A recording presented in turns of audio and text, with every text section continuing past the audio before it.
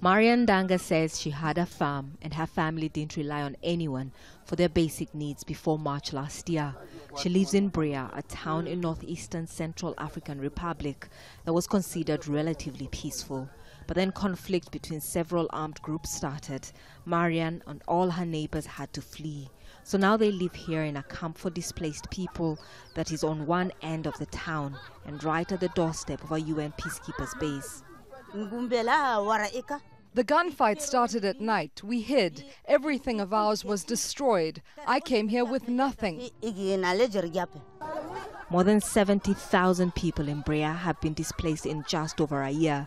There's a religious element to the fighting, but the rebels are also in conflict over minerals, cattle and trade routes. And what they leave behind is a trail of death, destruction and misery.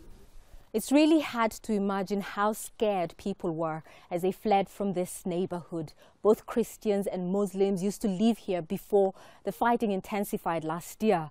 Different armed groups blame each other for their destruction. Power also in the north is another area where there was no fighting until recently. Newly displaced people receive food aid at the town square.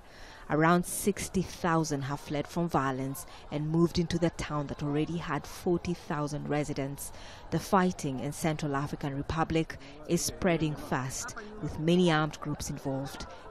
UN peacekeepers and the National Army are overwhelmed, so are aid workers who are often unable to reach many of those in need. 1 out of 2 people in the Central African Republic are in need of humanitarian assistance and protection. And due to the resurgence of violence and the fighting of armed groups, particularly here up in the north of the Central African Republic in power, that has led to massive displacements of people. The UN is appealing for just over $500 million this year, money that will help people like Koto Suzanne, who says she has nothing left to go back home to. Armed men came to my village on a Sunday and we escaped the next day. My husband and a neighbor were killed. I don't even know where my nephew is.